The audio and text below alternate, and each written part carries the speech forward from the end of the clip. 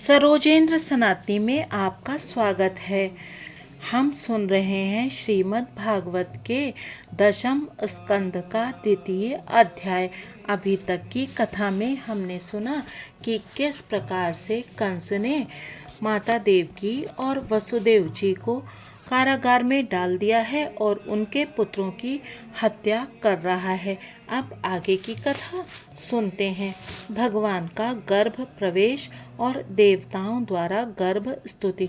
श्री सुखदेव जी कहते हैं, परीक्षित, कंस एक तो स्वयं बड़ा बली था और दूसरे मगध नरेश जरासंध की उसे बहुत बड़ी सहायता प्राप्त थी। तीसरे उसके साथी थे प्रलंबासुर, बकासुर, चाणूर, तृणावर्त, अघासुर, मुष्टिक, अरिष्टासुर, द्विविद, पूतना, केशी और धेनुक तथा बाणासुर और भौमासुर आदि बहुत से दैत्य राजा उसके सहायक थे।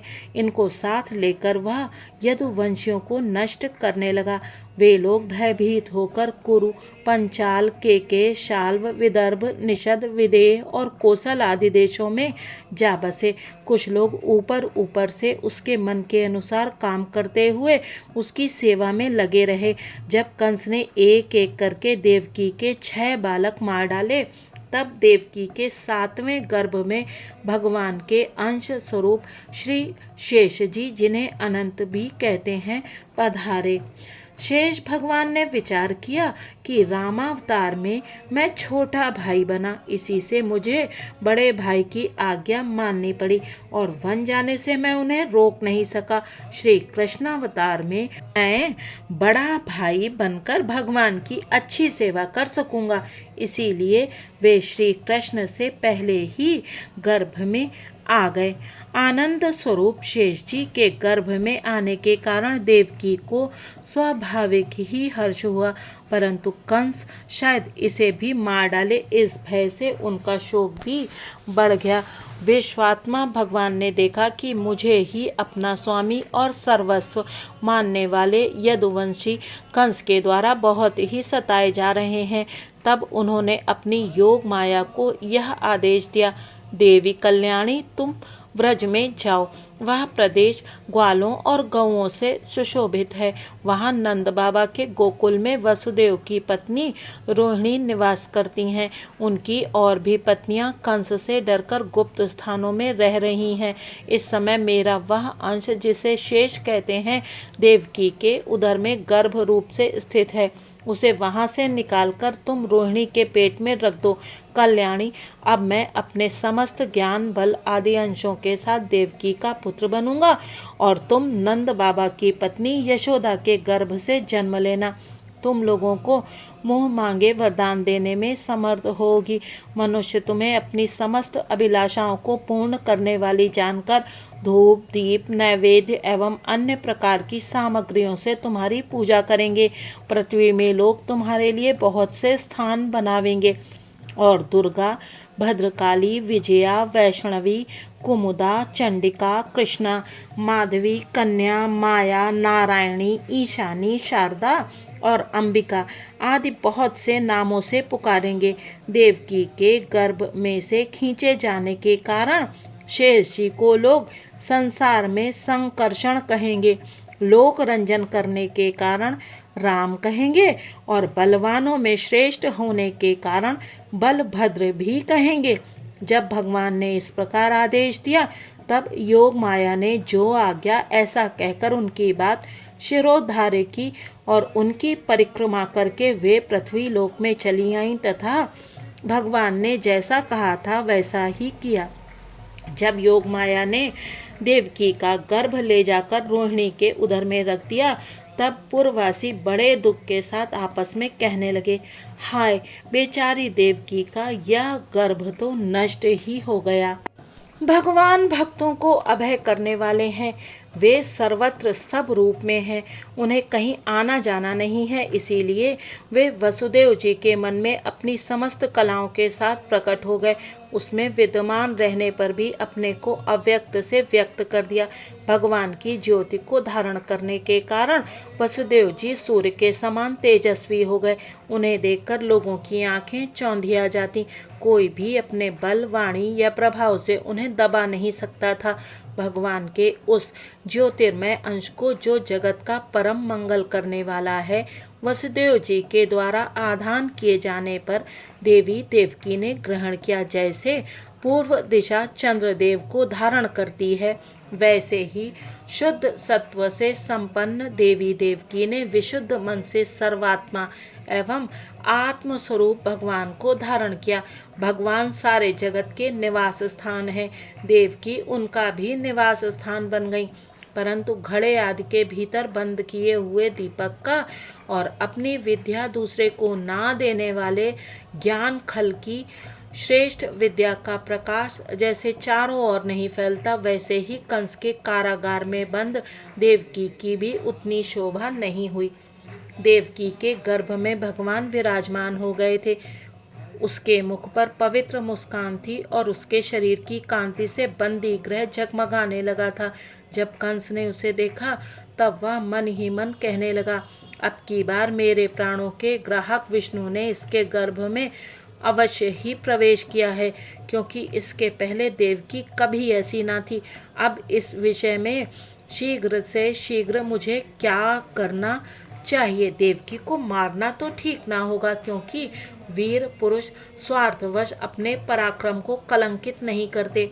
एक तो यह स्त्री है, दूसरे बहन और तीसरे गर्भवती है। इसको मारने से तो तत्काल ही मेरी कीर्ति, लक्ष्मी और आयु नष्ट हो जाएगी। वह मनुष्य तो जीवित रहने पर भी मरा हुआ ही है, जो अत्यंत क्रूरता का व्यवहार करता है। उसकी मृत्यु के बाद लोग उसे गाली देते हैं। इतना ही नहीं, वो देह अभिमानियों के योग्य घोर नरक में भी अवश्य अवश्य जाता है। यद्यपि कंस देवकी को मार सकता था, किंतु स्वयं ही वह इस अत्यंत क्रूरता के विचार से निवृत्त हो गया। जो कंस विवाह के मंगल चिन्हों को धारण की हुई देवकी का गला काटने के उद्योग से ना हिचका, वही आज इतना सद्विचारवान हो गया। इसका क्या कारण है? अवश्य ही आज वह जिस देवकी को देख रहा है, उसके अंतरंग में, गर्भ में श्री भगवान है।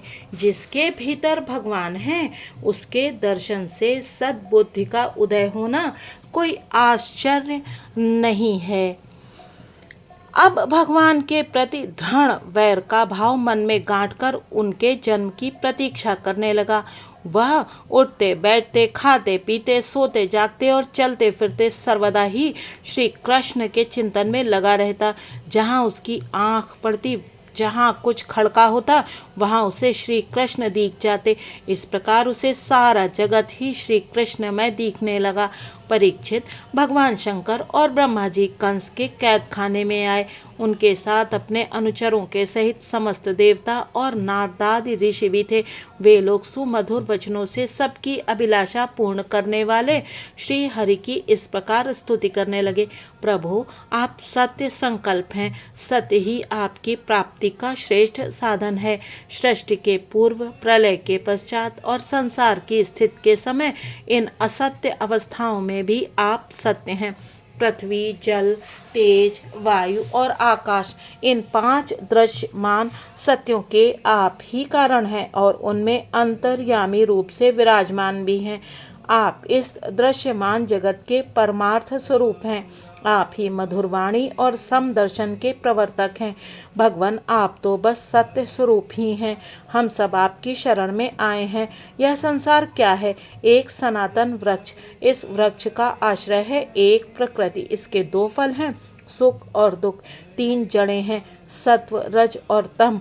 4 रस हैं, धर्म, अर्थ, काम और मोक्ष। इसके जानने के 5 प्रकार हैं, श्रोत्र, त्वचा, नेत्र, रसना और नासिका। इसके 6 स्वभाव हैं, पैदा होना, रहना, बढ़ना, बदलना, घटना और नष्ट हो जाना। इस वृक्ष की छाल है 7 धातुएं, रस, रुधिर, मांस, भेद, अस्थि, मज्जा और शुक्र। 8 शाखाएं हैं, 5 महाभूत, मन, बुद्धि और अहंकार। इसमें मुख आदि नवों द्वार खोड़र हैं। प्राण, अपान, व्यान, उदान, समान, नाग, कूर्म, कृकल, देवदत्त और धनंजय, ये 10 प्राण ही इसके 10 पत्ते हैं। इस संसार रूप वृक्ष पर 2 पक्षी हैं, जीव और ईश्वर। इस संसार रूप वृक्ष की उत्पत्ति के आधार एकमात्र आप ही हैं। आप में ही इसका प्रलय होता है और आपके ही अनुग्रह से इसकी रक्षा भी होती है। जिनका चित्त आपकी माया से आवृत हो रहा है, इस सत्य को समझने की शक्ति खो बैठा है, वे ही उत्पत्ति, स्थिति और प्रलय करने वाले ब्रह्मादि देवताओं को अनेक देखते हैं। तत्व ज्ञानी पुरुष तो सबके रूप में केवल आपका ही दर्शन करते हैं। आप ज्ञान स्वरूप आत्मा हैं, चराचर जगत के कल्याण के लिए ही अनेकों रूप धारण करते हैं। आपके वे रूप विशुद्ध अप्राकृत सत्वमय होते हैं और संत पुरुषों को बहुत सुख देते हैं, साथ ही दुष्टों को उनकी दुष्टता का दंड भी देते हैं, उनके लिए अमंगलमय भी होते हैं। कमल के समान कोमल अनुग्रह भरे नेत्रों वाले प्रभु, कुछ बिरले लोग ही आपके समस्त पदार्थों और प्राणियों के आश्रय स्वरूप रूप में पूर्ण एकाग्रता से अपना चित्त लगा पाते हैं और आपके चरण कमल रूपी जहाज का आश्रय लेकर इस संसार सागर को बछड़े के खुर के गड्ढे के समान अनायास ही पार कर जाते हैं। क्यों ना हो, अब तक के संतों ने इसी जहाज से संसार सागर को पार जो किया है। परम प्रकाश स्वरूप परमात्मन आपके भक्तजन सारे जगत के निष्कपट प्रेमी सच्चे हितैषी होते हैं। वे स्वयं तो इस भयंकर और कष्ट से पार करने योग्य संसार सागर को पार कर ही जाते हैं, किंतु औरों के कल्याण के लिए भी वे यहाँ आपके चरण कमलों की नौका स्थापित कर जाते हैं। वास्तव में सत्पुरुषों पर आपकी महान कृपा है, उनके लिए आप अनुग्रह स्वरूप ही हैं। कमल नयन, जो लोग आपके चरण कमलों की शरण नहीं लेते तथा आपके प्रति भक्ति भाव से रहित होने के कारण जिनकी बुद्धि भी शुद्ध नहीं है, वे अपने को झूठ मूठ मुक्त मानते हैं, वास्तव में तो वे बद्ध ही हैं। वे यदि बड़ी तपस्या और साधना का कष्ट उठाकर किसी प्रकार ऊंचे से ऊंचे पद पर भी पहुंच जाएं तो भी वहाँ से नीचे गिर जाते हैं। परंतु भगवान, जो आपके अपने निजजन हैं, जिन्होंने आपके चरणों में अपनी सच्ची प्रीति जोड़ रखी है, वे कभी उन ज्ञाना अभिमानियों की भांति अपने साधन मार्ग से गिरते नहीं। प्रभु, वे बड़े बड़े विघ्न डालने वालों की सेना के सरदारों के सिर पर पैर रखकर निर्भय विचरते हैं। कोई भी विघ्न उनके मार्ग में रुकावट नहीं डाल सकते, क्योंकि उनके रक्षक आप जो हैं। आप संसार की स्थिति के लिए समस्त देहधारियों को परम कल्याण प्रदान करने वाला विशुद्ध सत्वमय सच्चिदानंदमय परम दिव्य मंगल विग्रह प्रकट करते हैं। उस रूप के प्रकट होने से ही आपके भक्त वेद, कर्मकांड, अष्टांग योग, तपस्या और समाधि के द्वारा आपकी आराधना करते हैं। बिना किसी आश्रय के वे किसकी आराधना करेंगे? प्रभु, आप सबके विधाता हैं। यदि आपका यह विशुद्ध सत्वमय निज स्वरूप ना हो तो अज्ञान और उसके द्वारा होने वाले भेदभाव को नष्ट करने वाला अपरोक्ष ज्ञान ही किसी को ना हो। जगत में दिखने वाले तीनों गुण आपके हैं और आपके द्वारा ही प्रकाशित होते हैं, यह सत्य है, परंतु इन गुणों की प्रकाशक वृत्तियों से आपके स्वरूप का केवल अनुमान ही होता है, वास्तविक स्वरूप का साक्षात्कार नहीं होता। आपके स्वरूप का साक्षात्कार तो आपके इस विशुद्ध सत्वमय स्वरूप की सेवा करने पर आपकी कृपा से ही होता है। भगवान, मन और वेद वाणी के द्वारा केवल आपके स्वरूप का अनुमान मात्र होता है, क्योंकि आप उनके द्वारा दृश्य नहीं, उनके साक्षी हैं। इसीलिए आपके गुण, जन्म और कर्म आदि के द्वारा आपके नाम और रूप का निरूपण नहीं किया जा सकता। फिर भी प्रभु, आपके भक्तजन उपासना आदि क्रिया योगों के द्वारा आपका साक्षात्कार तो करते ही हैं। जो पुरुष आपके मंगलमय नामों और रूपों का श्रवण, कीर्तन, स्मरण और ध्यान करता है और आपके चरण कमलों की सेवा में ही अपना चित्त लगाए रहता है, उसे फिर जन्म मृत्यु रूप संसार के चक्र में नहीं आना पड़ता। संपूर्ण दुखों के हरने वाले भगवान, आप सर्वेश्वर हैं। यह पृथ्वी तो आपका चरण कमल ही है। आपके अवतार से इसका भार दूर हो गया। धन्य है प्रभु। हमारे लिए यह बड़े सौभाग्य की बात है कि हम लोग आपके सुंदर सुंदर चिन्हों से युक्त चरण कमलों के द्वारा विभूषित पृथ्वी को देखेंगे और स्वर्ग लोक को भी आपकी कृपा से कृतार्थ देखेंगे। प्रभु, आप अजन्मा हैं। यदि आपके जन्म के कारण के संबंध में हम कोई तर्क ना करें तो यही कह सकते हैं कि यह आपका एक लीला विनोद है। ऐसा कहने का कारण ये है कि आप तो द्वैत के लेश से रहित सर्वाधिष्ठान स्वरूप हैं और इस जगत की उत्पत्ति, स्थिति तथा प्रलय अज्ञान के द्वारा आप में आरोपित है।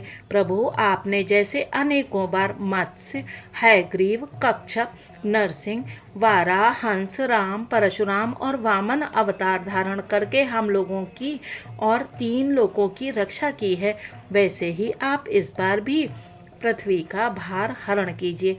यदुनंदन, हम आपके चरणों में वंदना करते हैं। देवकी जी को संबोधित करके, माता जी, यह बड़े सौभाग्य की बात है कि आपकी कोख में हम सबका कल्याण करने के लिए स्वयं भगवान पुरुषोत्तम अपने ज्ञान, बल आदि अंशों के साथ पधारे हैं। अब आप कंस से तनिक भी मत डरिए। अब तो वह कुछ ही दिनों का मेहमान है। आपका पुत्र यदुवंश की रक्षा करेगा। श्री शुकदेव जी कहते हैं, परीक्षित, ब्रह्मादि देवताओं ने इस प्रकार भगवान की स्तुति की। उनका रूप यह है। इस प्रकार निश्चित रूप से तो कहा नहीं जा सकता। सब अपनी अपनी मत के अनुसार उसका निरूपण करते हैं। इसके बाद ब्रह्मा और शंकर जी को आगे करके देवगण स्वर्ग में चले गए। श्रीमद् भागवत के 10वें स्कंध के पूर्वार्ध का 2वां अध्याय यहाँ पर समाप्त होता है। ओम नमो भगवते वासुदेवाय। हरे कृष्णा।